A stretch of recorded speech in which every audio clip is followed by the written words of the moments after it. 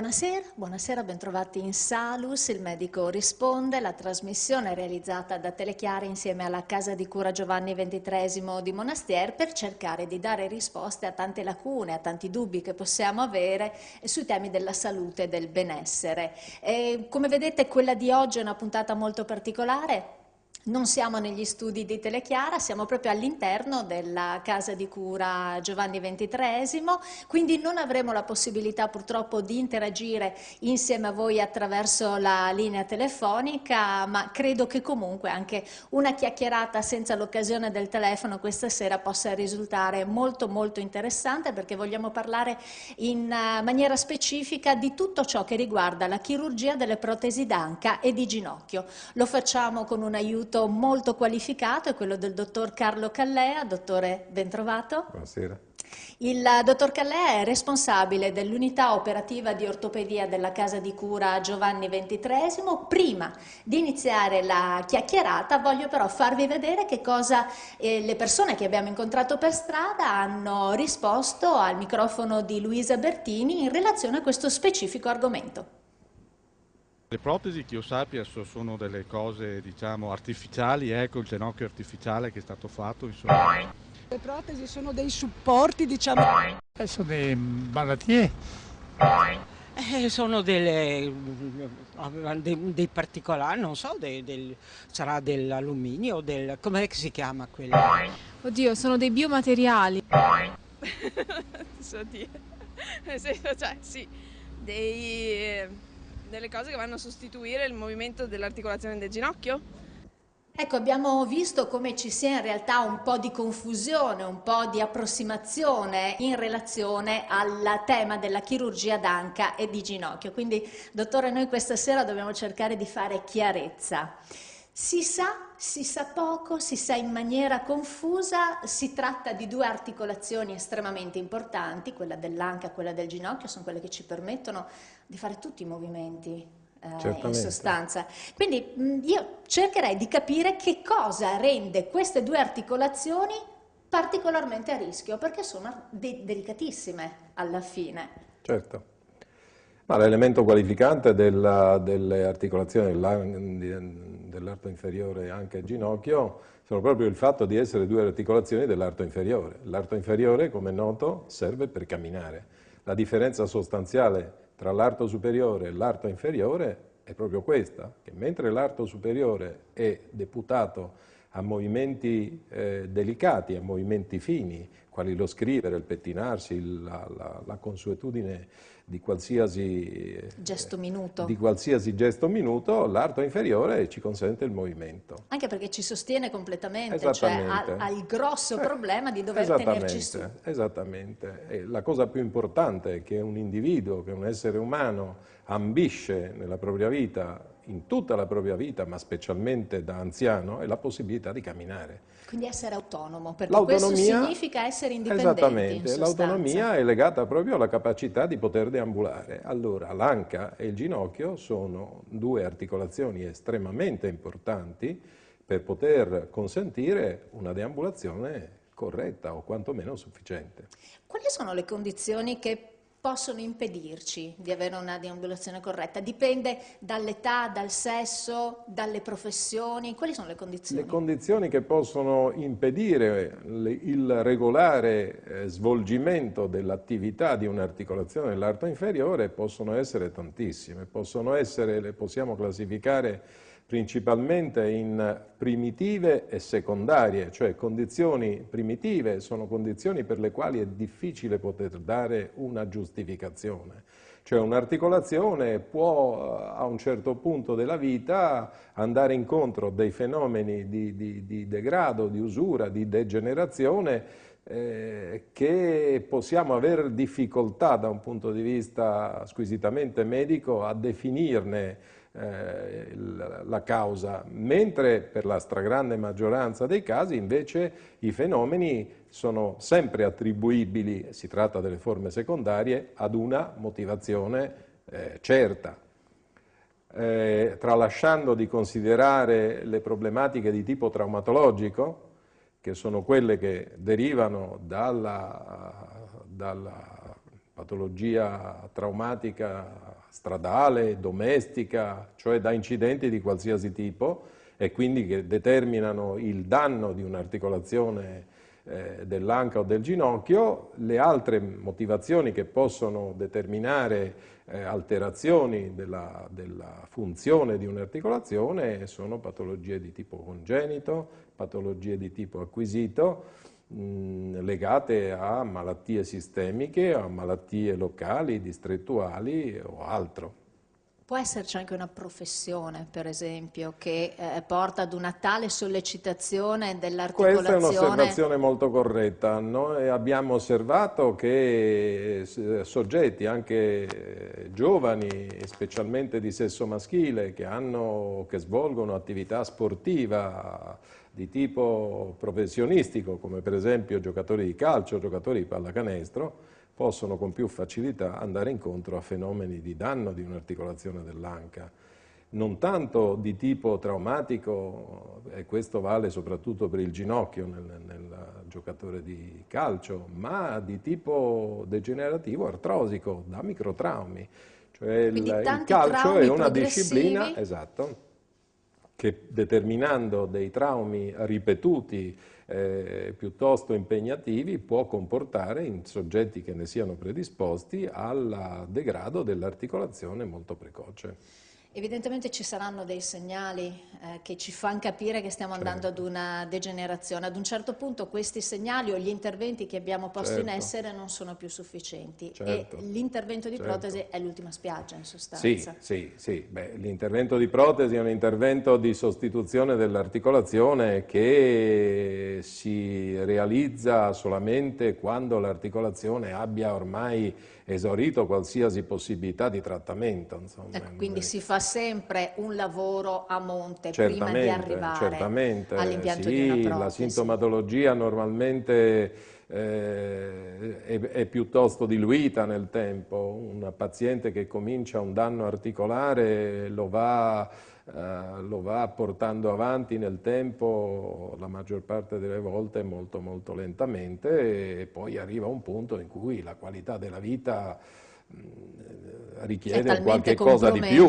Certamente nelle prime fasi c'è qualche volta anche difficoltà di diagnosi. Un'artrosi d'anca inizialmente spesso viene confusa con patologia della colonna o con patologia del ginocchio, perché spesso il dolore è un dolore che parte dalla sedia glutea o dalla parte lombare bassa, o qualche volta si irradia al ginocchio, per cui più che localizzarsi direttamente all'articolazione dell'anca si localizza in altri distretti e quindi può far confondere inizialmente la diagnosi.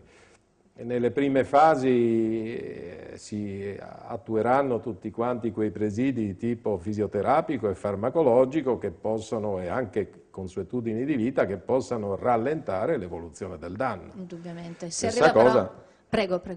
Stessa cosa anche nel ginocchio, per quanto riguarda la patologia del ginocchio. Insomma. Si arriva però ad un momento in cui in alcuni casi non è possibile fare altrimenti, bisogna ricorrere alla protesi. C'è un solo tipo di protesi o ci sono diverse tipologie? Nel senso, se io ho un problema di articolazione all'anca o al ginocchio, devo completamente sostituire l'articolazione o ci sono protesi, diciamo, intermedie, per usare un termine da profani?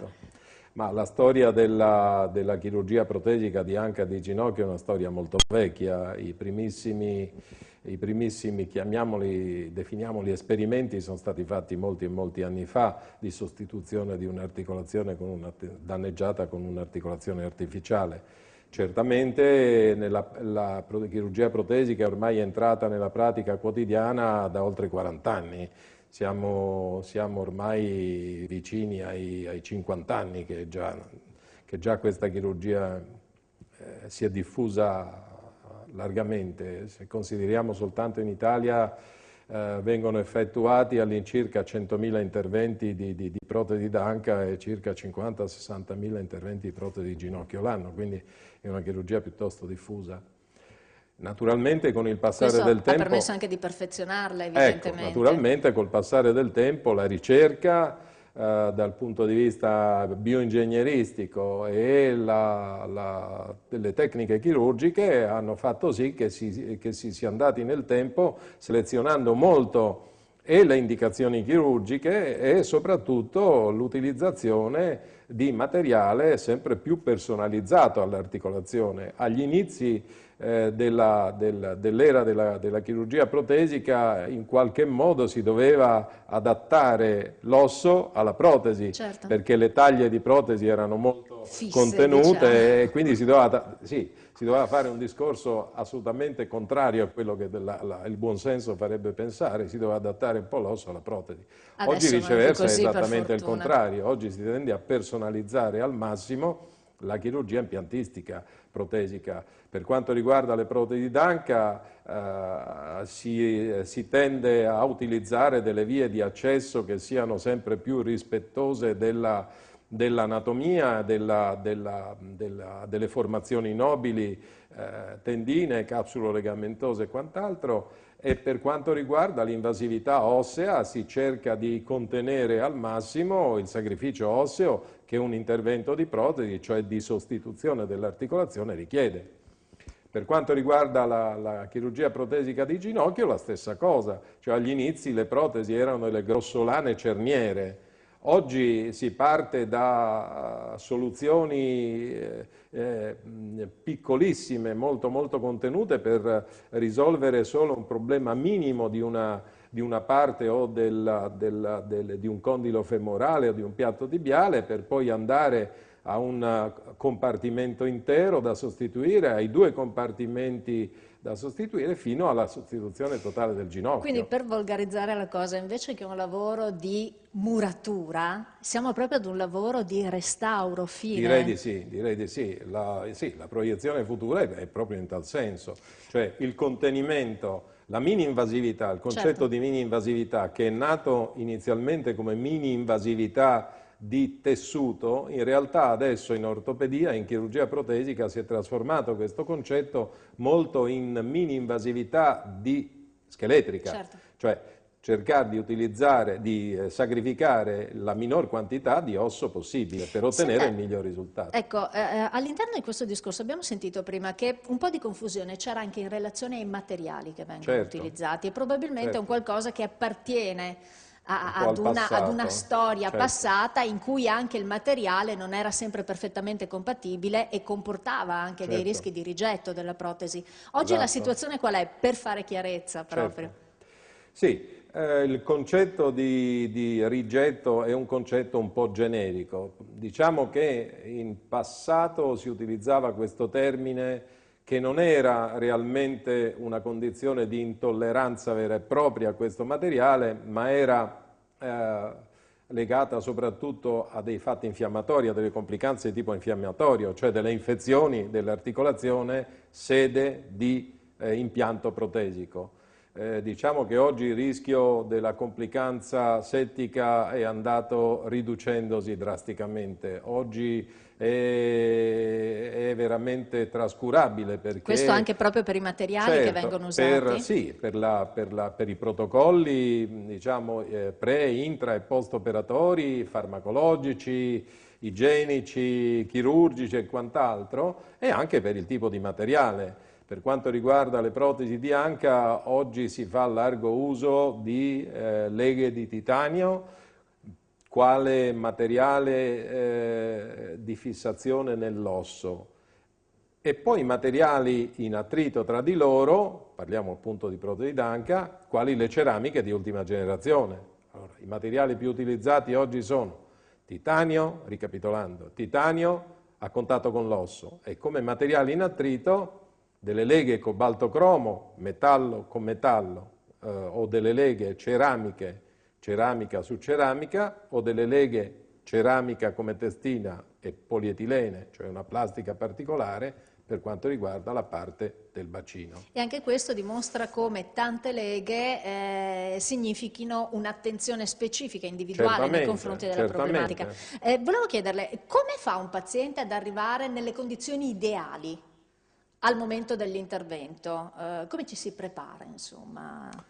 Beh, il paziente che è candidato a un intervento di protesi normalmente dovrebbe rendersi conto principalmente di quello che a cui dovrà sottoporsi, cioè dovrà sostituire la sua articolazione con un'articolazione artificiale.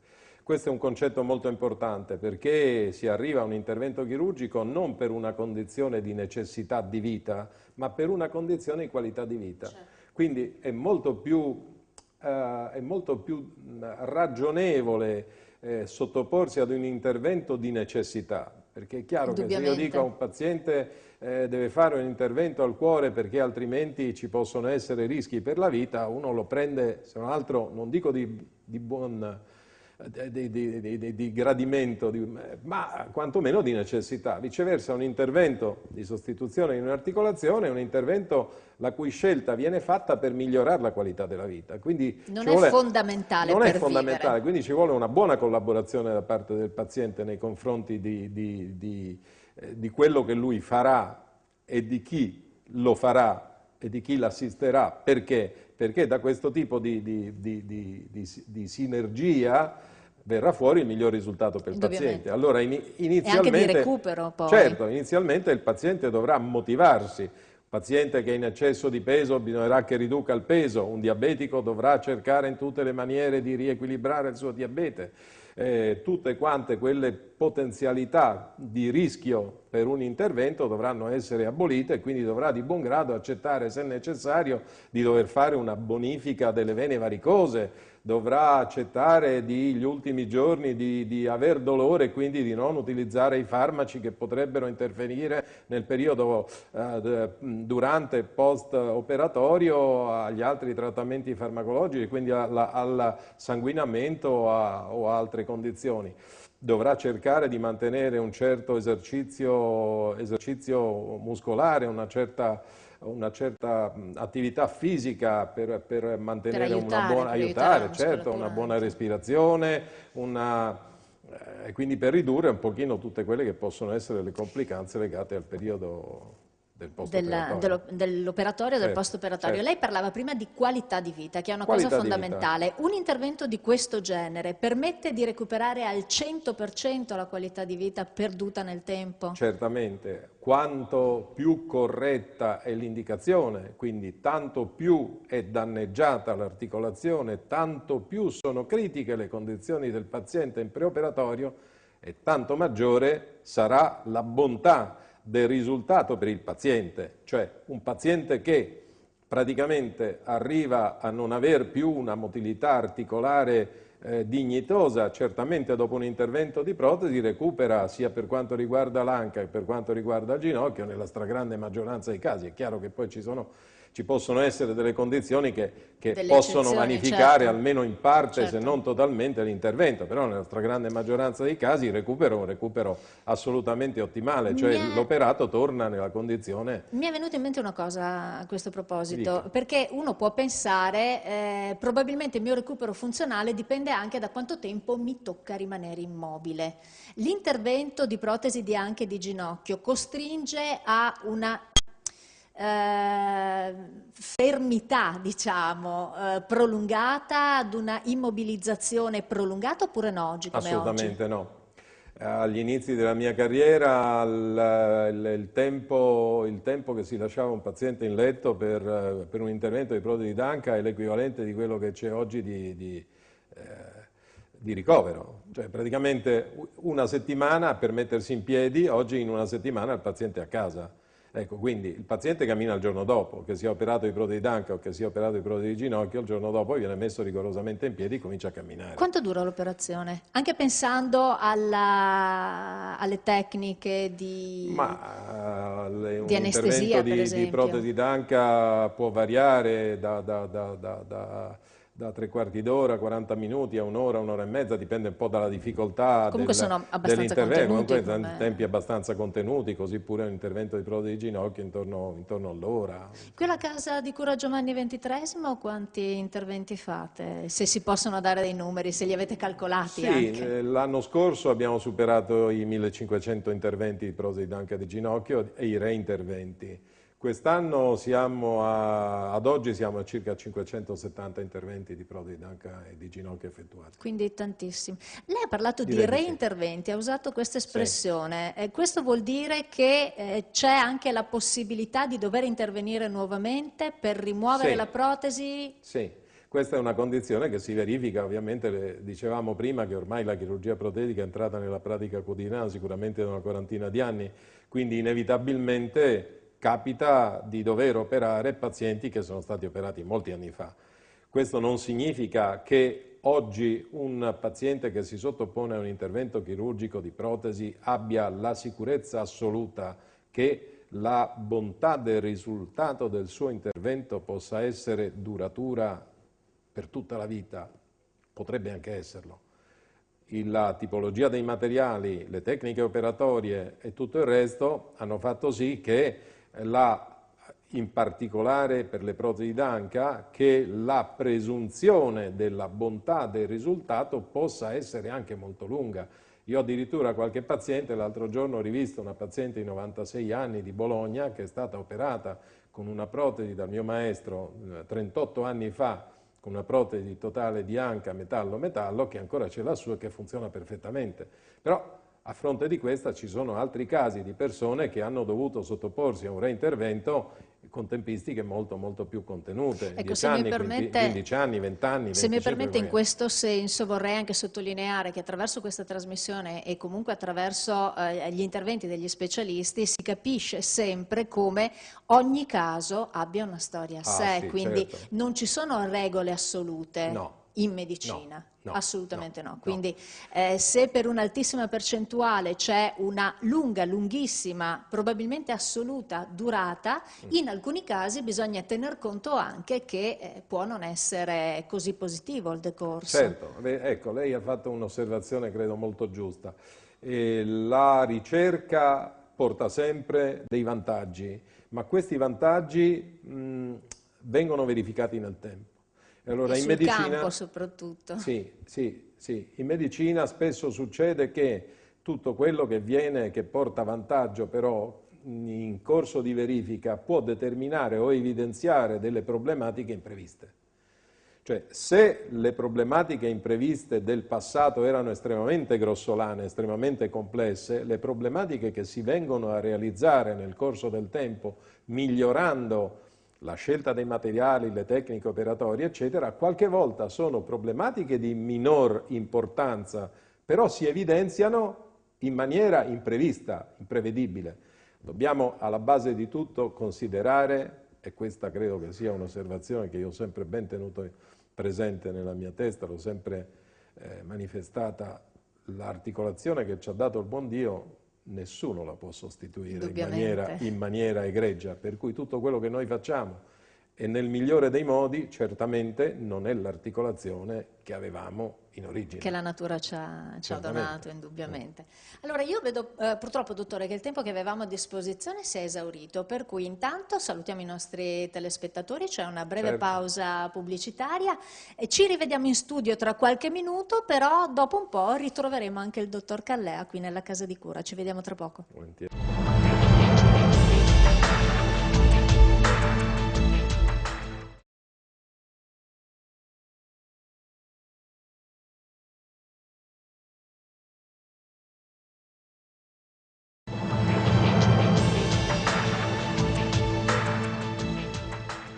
Un veloce salto da Monastiera a Padova per aprire la finestra sullo spazio associazioni di Salus. Lo facciamo ospitando oggi Daniela Fasolo, presidente della sezione padovana dell'ASLA, l'associazione sclerosi laterale amiotrofica. Daniela, benvenuta intanto. Grazie. Facciamo presente a chi ci segue da casa che sarà possibile vedere in sovrimpressione il sito e il riferimento telefonico dell'associazione in modo tale che si crei un collegamento diretto insieme a voi.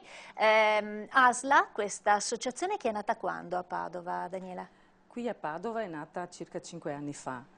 però effettivamente esiste da una decina di anni, perché un gruppo di ammalati cominciava a incontrarsi in qualche ambulatorio e cominciava a parlare dei problemi che aveva, insomma, questi ammalati parlavano tra di loro e si dicevano che la SLA è una malattia terribile, si sentivano abbandonati. Certo.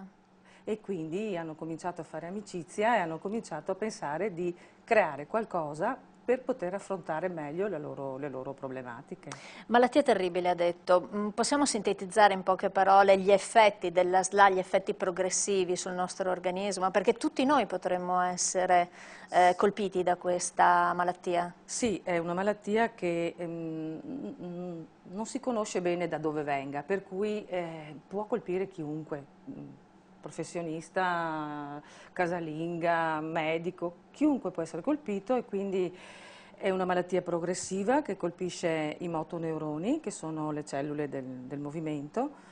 Una volta innescato il meccanismo non si può fermare, non c'è nessuna cura che blocchi questa malattia per il momento. Quindi la persona comincia a perdere la parola, non riesce, deglutisce difficilmente, i muscoli si atrofizzano, lentamente si atrofizzano tutti e quindi alla fine viene colpito l'apparato respiratorio e quindi alla fine l'ammalato rimane disteso in un letto, non riesce più a muoversi, deve essere aiutato con la respirazione, con l'alimentazione, artificialmente. Certo. E poi rimane imprigionato in un guscio dal quale lui non riesce a venire fuori. Perché la coscienza rimane? La coscienza rimane intatta.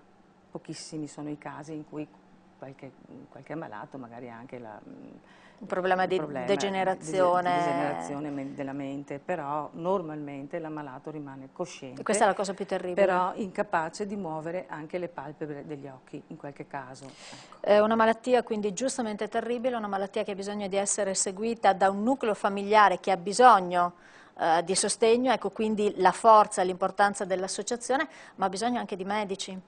In questo senso la sezione padovana di ASLA si sta dando molto da fare, tant'è che domani, proprio domani, c'è un importante convegno, iniziativa, corso di formazione destinato agli operatori sanitari, ai medici, tra l'altro un tutto esaurito se non sbaglio. Sì, e infatti è il primo corso di formazione sulla sclerosi laterale amiotrofica che noi come associazione abbiamo organizzato. E probabilmente è anche il primo che si fa nel Veneto perché abbiamo avuto un numero altissimo di adesioni, quindi evidentemente non siamo riusciti purtroppo ad accontentare tutti perché il numero era 150, limitato, era certo, limitato a 150 perché poi vengono dati gli ECM a tutti i partecipanti, per cui più di lì non potevamo andare. Però le richieste sono state tantissime e avremo anche persone che verranno anche se poi non avranno non potranno avere i crediti. Mi sembra positivo il fatto che sia un corso che è andato tutto esaurito perché credo, almeno la sensazione che ho io è questa, credo ci sia una mutata sensibilità anche dei medici nei confronti di una malattia che è veramente un buco nero. Forse c'è un modo di approcciarsi più responsabile, più cosciente anche da parte della componente medica? Sì, soprattutto i medici di base. Abbiamo avuto una grande richiesta di partecipazione da parte dei medici di base. Questo non era successo nei convegni che abbiamo fatto in precedenza, non erano veri e propri corsi di formazione, però ogni anno facciamo un convegno sulla SLA per informare almeno sulla parte scientifica, certo. Insomma, oppure li facciamo proprio per gli ammalati, per informare anche gli ammalati, allora vengono fatti in maniera diversa proprio perché l'ammalato ha bisogno di essere informato indubbiamente in maniera diversa e forse anche richiede informazioni diverse rispetto al medico. Poi alla famiglia, ecco. E in questa volta abbiamo avuto una grande adesione dei medici di base, questo ci fa felici veramente perché è dal medico di base è il primo interlocutore da cui poi si parte con la diagnosi e poi comunque è il medico di base che accompagna l'ammalato in tutto il suo percorso quando ha la malattia. Io so che l'associazione ha tra l'altro un progetto molto ambizioso che sta facendo dei passi avanti. Sì, abbiamo presentato in Regione, attraverso l'azienda ospedaliera di Padova, un progetto per un centro specializzato sulla SLA e le malattie del motoneurone, che dovrebbe essere costituito a Padova, presso l'azienda ospedaliera. È stato fatto un progetto molto importante, molto specifico, e l'abbiamo presentato in Regione prima delle votazioni. Del cambio al vertice. Del vertice, per cui adesso insomma, aspettiamo che proceda, che venga approvato. Siete fiduciosi per quanto riguarda l'approvazione? Sì, siamo fiduciosi. Ho sentito anche oggi un politico, un consigliere regionale, questo di una componente, insomma, che si è fatto sentire e mi ha detto: guardate, non abbiamo dimenticato che voi avete presentato questo progetto. Quando sarà il momento, adesso stanno mettendo in piedi tutte le commissioni, certo, eccetera, e poi hanno detto: quando è finito questo percorso sicuramente ci occuperemo del vostro centro. Verrete seguiti, questo sì, significa dare ulteriore professionalità alla ricerca, all'assistenza, a tutto ciò che gira intorno alla SLA. Perché da lì possiamo informare continuamente tutte le varie neurologie che ci sono. Noi parliamo del Veneto perché questo sarebbe un centro regionale, tenere informate tutte le neurologie sulle varie tecniche, sui farmaci che che si possono proporre nuovi, sulla ricerca, cioè possiamo tenere sempre informati anche tutti gli operatori, in maniera che e poi ci sarebbe tutto un coordinamento, una rete, per cui insomma diventerebbe una cosa importante. Un traguardo fondamentale da raggiungere. Sì, credo che poi questa cosa sia anche stata proposta a livello nazionale. Creare un centro così in ogni regione sarebbe l'ideale. Indubbiamente, anche sì, perché poi ci sarebbe un'uniformità di cura, sì, e di assistenza. Esatto. Daniela, io vedo che purtroppo abbiamo finito il tempo per chiacchierare insieme, spero ci siano altre occasioni per accompagnare il vostro percorso anche nel raggiungimento dell'obiettivo della realizzazione del centro. Un grazie allora a Daniela Fasolo, Presidente della sezione padovana dell'ASLA. Pubblicità, ci rivediamo subito dopo. Grazie.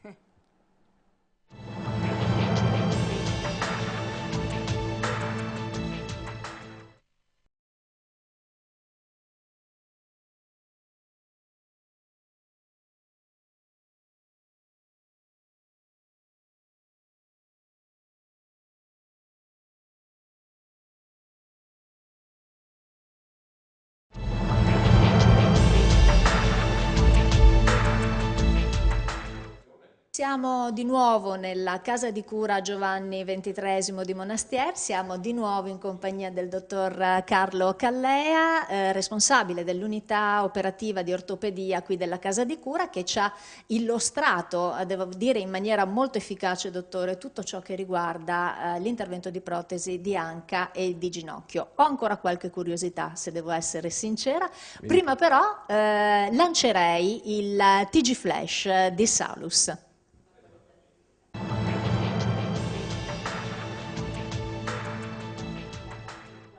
Buonasera e bentrovati con il nostro appuntamento dedicato all'informazione. Apriamo con la settimana mondiale delle allergie alimentari. Sono più di 55.000 in Veneto i bambini e i ragazzi sotto i 18 anni allergici ai cibi e dei 23.000 bimbi con meno di 5 anni che ne soffrono, 1.000 sono a rischio di reazioni gravi che possono costare loro addirittura anche la vita. Una reazione allergica grave su 3 avviene a scuola materna ed elementare. Il problema è in continuo aumento, come segnalano gli esperti, in occasione della settimana mondiale dell'allergia alimentare che si tiene a Padova fino al 15 maggio. In Veneto negli ultimi 10 anni il numero dei bambini allergici è cresciuto del 20%, mentre i ricoveri per shock anafilattico nella fascia tra 0 e 14 anni sono aumentati di 7 volte. Le visite ambulatoriali pediatriche per allergie alimentari sono triplicate.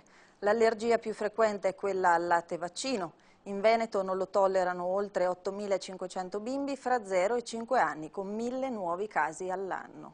Questi bambini sono costretti a ricorrere a latti speciali molto costosi. Per comprarli le famiglie spendono una cifra complessiva stimata intorno ai 4 milioni di euro all'anno. In Veneto si stima che solo un under 18 su 1000 porti sempre con sé la penna salvavita con adrenalina autoiniettabile. La Regione Veneto eroga il farmaco salvavita già dal 2003 e dal 2004 svolge corsi per formare insegnanti e il personale scolastico alla gestione delle allergie alimentari e al trattamento delle eventuali emergenze. E parliamo di biologico. La Regione distribuirà ai consumatori, in allegato ad alcune delle principali testate giornalistiche locali, oltre 220.000 copie della guida all'acquisto del biologico in Veneto. Una pubblicazione che non solo riporta le principali aziende e punti vendita delle produzioni agricole ottenute nel rispetto delle norme sulla coltivazione biologica, ma insegna anche ad orientarsi in questo settore produttivo che vede l'agricoltura veneta primeggiare a livello nazionale e l'Italia prima in Europa. L'iniziativa è stata presentata dall'assessore regionale all'agricoltura Franco Mazzato assieme all'amministratore unico di Veneto Agricoltura Paolo Pizzolato. In Veneto, ha ribadito Manzato, è leader nazionale nelle coltivazioni biologiche con 18.000 ettari di superficie dedicata, il 2% della superficie agricola utilizzabile della regione. A questo settore la Regione ha destinato, con una specifica misura del programma di sviluppo rurale, finanziamenti per 6,5 milioni di euro che interessano 405 aziende agricole. E ora ci spostiamo a Montegrotto. Promuovere, rilanciare e rafforzare il termalismo a partire dai cittadini e dagli sportivi d'Europa. Questo è l'obiettivo perseguito dall'associazione Terme Cuore Verde, presieduta da Sabrina Talarico, che ha creato al proprio interno un apposito gruppo coordinato da un medico consigliere sul tema salute e corretti stili di vita.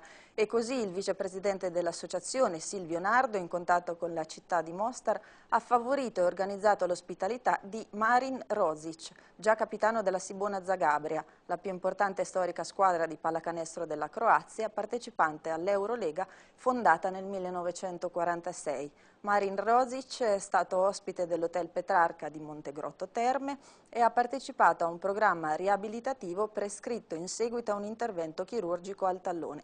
Programma costituito da fanghi, bagni termali, massaggi e terapia riabilitativa. Si tratta di un'iniziativa, ha dichiarato il presidente Sabrina Talarico, voluta e realizzata dall'associazione Terme Cuore Verde per avvicinare lo sport e gli sportivi alle terme con la speranza che loro siano buoni testimonial delle capacità curative delle cure termali e promuovano la cultura del benessere delle terme euganee. A questo proposito, ha concluso, stiamo studiando per i nostri associati una collaborazione con l'Istituto Ortopedico Rizzoli di Bologna. Il nostro appuntamento si chiude qui, noi ci vediamo giovedì prossimo.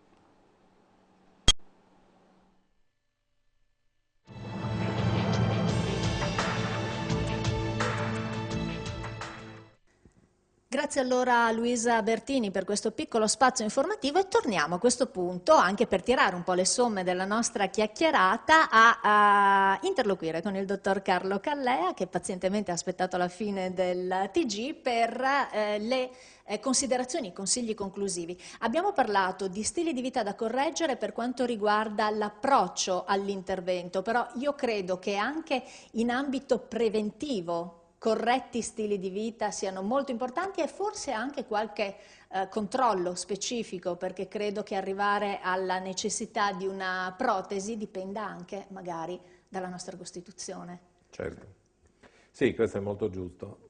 Un paziente che si è sottoposto a un intervento di protesi d'anca o di protesi di ginocchio ha, per la stragrande maggioranza dei casi, ottenuto un ripristino della sua articolazione del tutto equivalente a quella che era la condizione di quando la sua articolazione era sana. Ma questo ha un costo, questo ha un prezzo, cioè il prezzo che il paziente deve pagare è legato un po' al suo comportamento. L'esempio che io faccio sempre ai miei pazienti, che credo sia abbastanza comprensibile, è questo. L'osso è vivente, la protesi no. Quindi bisogna creare un matrimonio strano tra il morto, che è la protesi, e il vivo, che è l'osso, che abbia un certo tipo di equilibrio che si mantenga nel tempo.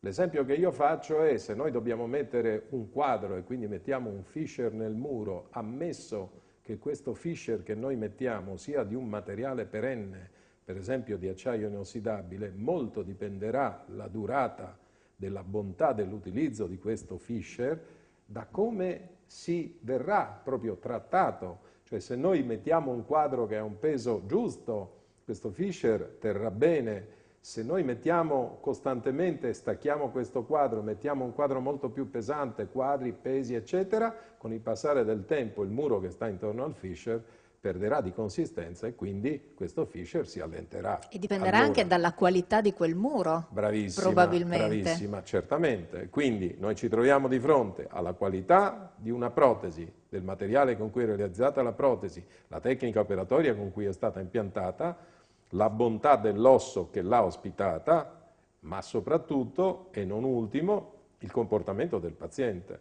Cioè un paziente che ha una protesi, che salta, che corre, che si sottopone a delle sollecitazioni, io dico di picco, di punta, come dare una martellata su un tavolo. Un conto se io mi appoggio con tutta la forza su un tavolo, un conto se io gli tiro una martellata. Quindi dei momenti di stress molto forti. Dei momenti di stress sull'osso che circonda l'articolazione.